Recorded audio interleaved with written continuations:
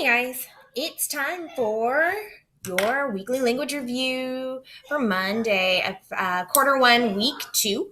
Um, I know we're technically in week three of school, but week two of these language reviews. So here we go. Okay, baseball evolved from a British game called Rounders. Well, when you're evolving, you are changing. It is an action. And since it is an action, it is a verb. And I'm going to list that down here as a V.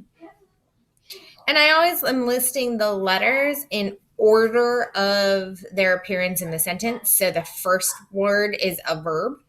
Then there's from, and that fabulous song I love to sing so much. About, above, across, after, against, along, amid, among, around, at, atop, before, behind, below, beneath, beside, between, beyond, but, by, concerning, down, during, except, for, from, in, inside, and to, like, near, of, off, on, onto, and out, outside, over, past, regarding, since, through, throughout, to, toward, under, underneath, until, up, upon, with, within, without the song, we wouldn't figure it out.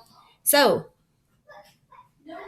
just in case you plugged your ears while I was singing, the word from is a preposition. I mean, I sound way better when singing in the shower, but figure y'all can handle it for about 20 seconds. Okay, so then we have British. British. It's not just a game, it's a British game.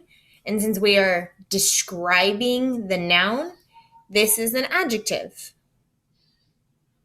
Again, it's not just a game, it's a British game. And so that is an adjective, and we do that with ADJ. Again, it's the third word in the sentence that has been underlined. Therefore, it is the third place here in our line of abbreviations so that we know which is which. And again, I'm writing them up here as well, just so that you know.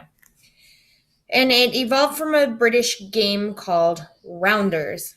The game itself is called Rounders. So it is a noun. It is a thing. It is something that is played. Just like your Monopoly board, your Monopoly game is a thing. And so is Rounders. Then we have the possessive noun. Baseball is America's oldest major sport. It is America's. It belongs to America. That sounds super possessive and cruel. Like nobody else can have it. It belongs to America. Baseball is America's apostrophe S oldest major sport. We have the Baseball Hall of Fame. I see that this week's subject is going to be baseball. The Baseball Hall of Fame opened in 1936. Well, it can't open in 1936 because 1936 happened a long time ago. That's why it says we need a past tense verb here. So it opened in 1936, and then we just add an ED to the end. It's a standard past tense verb. Which best completes the sentence? Bestest, greater, or greatest? Well, first of all, bestest is not even a word.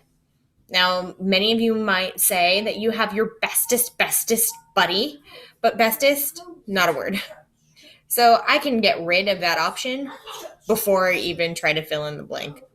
Many people still consider Babe Ruth to be the greater player of all time or the greatest player of all time. Again, bestest, not even a word. Many people still consider Babe Ruth to be the bestest player of all time.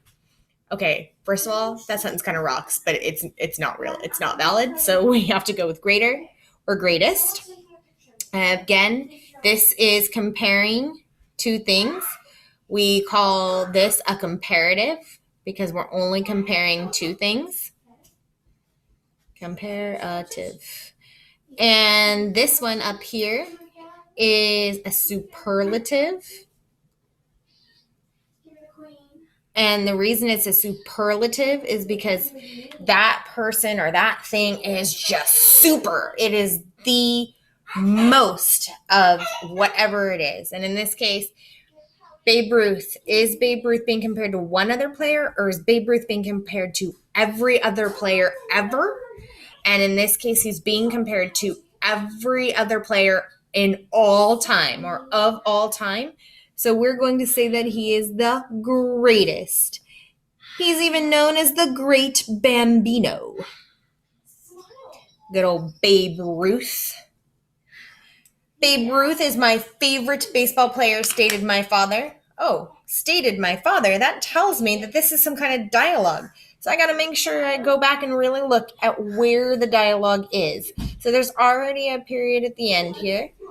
And so we're going to separate player and stated by a comma to show that those are two separate parts of this sentence. And then we have Babe Ruth, start, is my favorite baseball player, end quotation marks. And then this particular box today is just for you to hold on to for tomorrow, because tomorrow and Wednesday and Thursday you will use the words from this box to answer the questions. Now, I'm not going to tell you what each of the words means because those are a couple of the questions later in the week, but I am going to read them to you so you know how they are pronounced. They are prevent, postgraduate, postmark, precede, post-date, preview, precaution, and post-industrial. So again, you're going to use these words to help you answer the questions along this row for the rest of the week. Finally, we have Joe's explanation for being late was plausible. He'd never lied to me before, so I believed him.